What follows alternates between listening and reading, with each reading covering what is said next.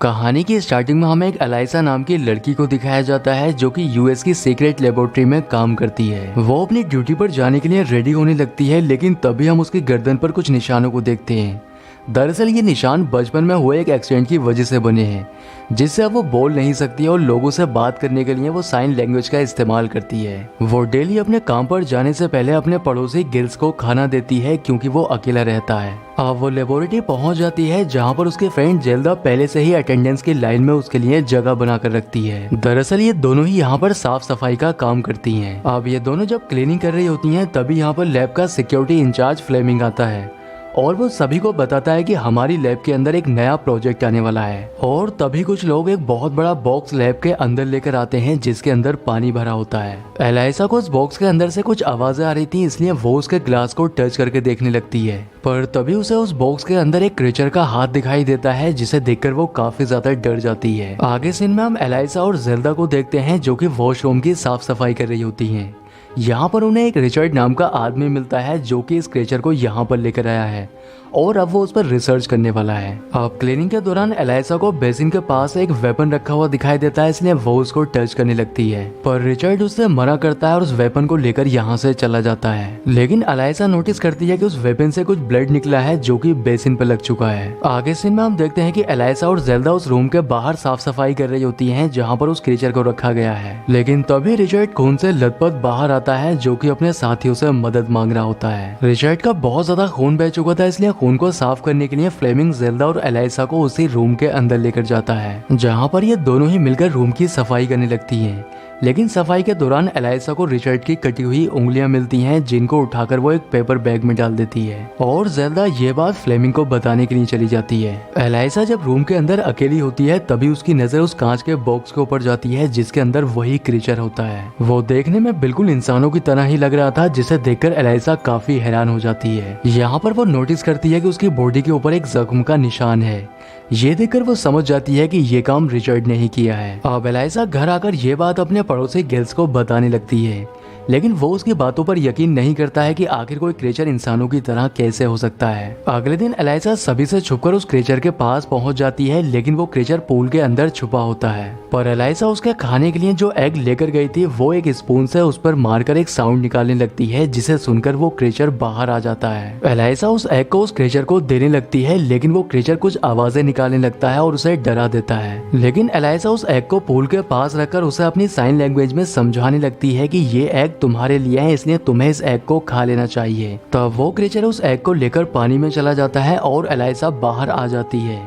लेकिन लैब से बाहर निकलते समय उसे कुछ लोग देख लेते हैं, जिससे रिचर्ड उसे अपने ऑफिस में बुलाता है। वो एलाइसा पर गुस्सा करता है और उससे इस बारे में सवाल करने लगता है, लेकिन उसके सभी सवालों के जवाब जेल्दा देती है, जिससे वो उससे पूछता है कि आखिर वो अपने सवालों के जवाब खुद क्यों नहीं दे रही है। तो अब जेल्दा उसे बताती है कि वो बचपन से ही म्यूट है और बोल नहीं सकती है। यहाँ पर रिचर्ड एलाइसा के गर्दन पर बने निशानों के बारे में भी पूछने लगता है, जिससे जेल्दा उसको बताती है कि ये निशान बचपन में उसके एक एक्सीडेंट की वजह से बने हैं और तभी से वो बोल नहीं पाती है। दूसरी ओर हमें उसी क्रीचर को दिखाया जाता है जो कि बॉइल एग के छिलके को अपने पास रखकर एलाइसा की साइन लैंग्वेज को रिपीट कर रहा होता है।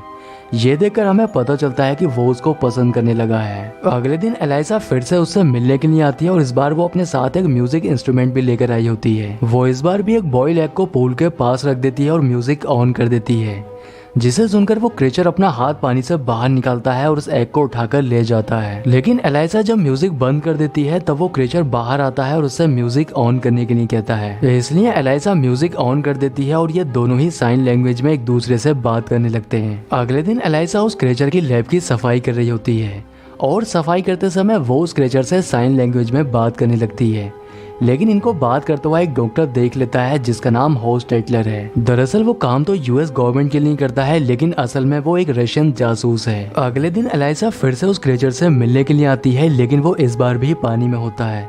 लेकिन जब वो पानी से बाहर आता है तब काफी जख्मी हालत में था।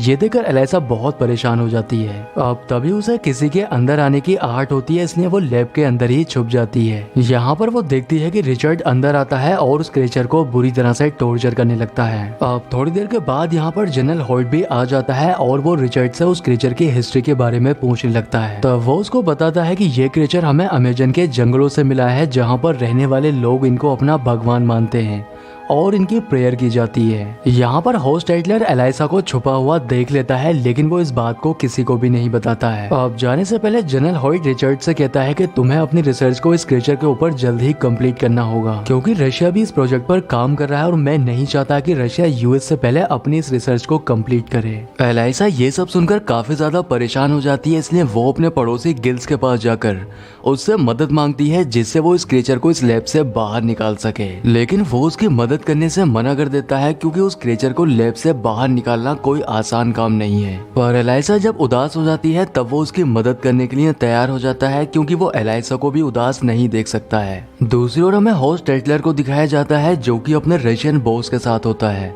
यहाँ पर उसका बॉस होस्ट एडलर से उस क्रीचर को मारने के लिए कहता है, क्योंकि क्रीचर के मरते ही यूएस की रिसर्च अधूरी रह जाएगी। इधर गिल्स एलाइसा के साथ मिलकर उस क्रीचर को लैब से बाहर निकालने का प्लान बनाने लगता है। अब एलाइसा क्रीचर के पास पहुंच जाती है और उसे खोलने लगती है, लेकिन तभी यहाँ पर होस्ट एडलर भी पहुंच जाता है, लेकिन वो उसकी मदद करने के लिए कहता है। दूसरी ओर गिल्स भी एक लॉन्ड्री वैन लेकर लेबोरेटरी के अंदर एंटर कर जाता है, पर एक गार्ड को उसके ऊपर शक होने लगता है। उधर रिचर्ड भी कैमरे से वैन को देख रहा होता है, लेकिन तभी फ्लेमिंग उसको बताता है कि आज लॉन्ड्री वैन को नहीं आना था, जिससे रिचर्ड दौड़कर उस वैन के पास जाने लगता है, लेकिन तभी होस्ट एडलर लाइट्स ऑफ कर देता है और वो उस गार्ड को भी मार देता है, जो उस वैन को रोकने की कोशिश कर रहा होता है। अब एलाइसा क्रीचर को लेकर वैन के अंदर बैठ जाती है और ये लोग यहाँ से निकल जाते हैं। रिचर्ड यहाँ पर पहुंचकर उनके ऊपर गोली भी चलाता है, लेकिन वो लोग यहाँ से जा चुके थे। रिचर्ड जब क्रीचर को चेक करने के लिए उसके रूम में आता है तब वो वहाँ पर नहीं होता है, जिससे उसे बहुत गुस्सा आता है। दूसरी ओर हम देखते हैं कि एलाइसा उस क्रीचर को समुद्र में छोड़ने का फैसला करती है, लेकिन कैनाल के पास उसे नोटिस बोर्ड पढ़कर समझ आता है कि कैनाल का पानी अक्टूबर नवंबर में ही 30 फीट होता है,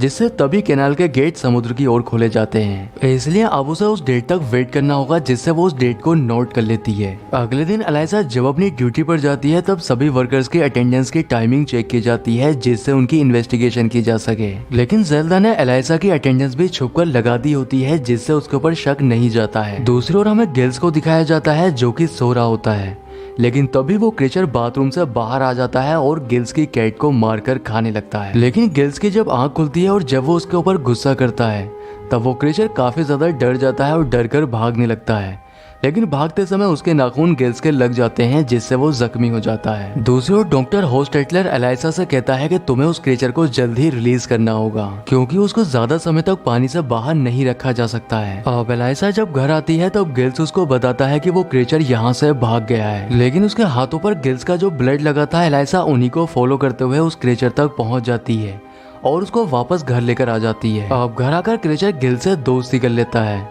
वो उसके सर पर प्यार से अपना हाथ रखता है और उसके जख्म के ऊपर भी अपना हाथ फेरने लगता है। अगले दिन गिल्स जब अपने जख्म को चेक करता है तब उसका जख्म पूरी तरह से गायब होता है और उसके सर पर भी बाल आ चुके थे। अब जैसे जैसे समय गुजरता है एलाइसा और वो क्रीचर दोनों ही एक दूसरे को पसंद करने लगे थे, लेकिन पानी से ज्यादा समय तक बाहर रहने पर क्रीचर की तबीयत बिगड़ने लगती है। इसलिए एक दिन एलाइसा बाथरूम के सभी होल्स बंद करके उसमें पानी भरने लगती है और यहाँ पर ये दोनों एक दूसरे के करीब भी आ जाते हैं। लेकिन बिल्डिंग पुरानी होने की वजह से नीचे के फ्लैट में पानी लीक करने लगता है, जिससे वहाँ से कंप्लेन आने लगती है। अब गिल्स जैसे ही बाथरूम का दरवाजा खोलता है वो दोनों ही एक दूसरे के साथ रिलेशन बना रहे होते हैं, इसलिए गिल्स उन्हें डिस्टर्ब नहीं करता है और बाथरूम का दरवाजा बंद कर देता है। दूसरी ओर जनरल हॉइट रिचर्ड को वार्निंग देता है कि उसे 36 घंटे के अंदर उस क्रीचर को किसी भी हाल में ढूंढ कर लाना होगा। रिचर्ड का शक डॉक्टर होस्ट एडलर पर होता है, इसलिए वो उसको फॉलो करने लगता है। वो देखता है कि होस्ट एडलर का रशियन बॉस उसके गोली मार देता है,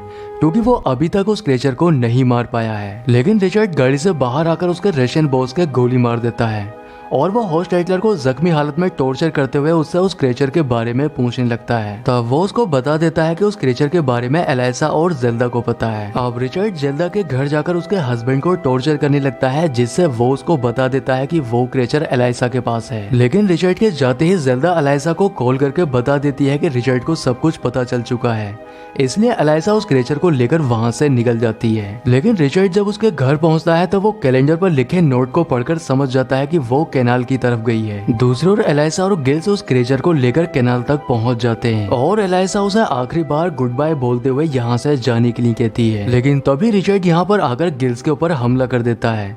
इसके साथ ही वो एलाइसा और उस क्रेचर के गोली मार देता है, पर तभी गिल्स एक भारी चीज से उसके ऊपर हमला करता है जिससे रिचर्ड वहीं पर गिर जाता है। अब वो क्रेचर उठकर खड़ा हो जाता है और वो जैसे ही अपने जख्म के ऊपर हाथ फेरता है उसका जख्म पूरी तरह से ठीक हो जाता है और वो रिचर्ड के पास आकर उसकी गर्दन काट देता है जिससे उसकी मौत हो जाती है। गोली लगने से एलाइसा की मौत हो चुकी थी, इसलिए वो क्रेचर एलाइसा को भी अपने साथ लेकर पानी में कूद जाता है। पानी के अंदर जाकर वो उसके चारों तरफ चक्कर लगाने लगता है और जैसे ही वो उसके गर्दन पर बने निशानों को टच करता है एलाइसा जिंदा हो जाती है और उसकी गर्दन पर बने निशानों में अजीब सी हलचल होने लगती है जिससे उसकी वॉइस भी वापस आ जाती है और इसी सीन के साथ मूवी का एंड हो जाता है।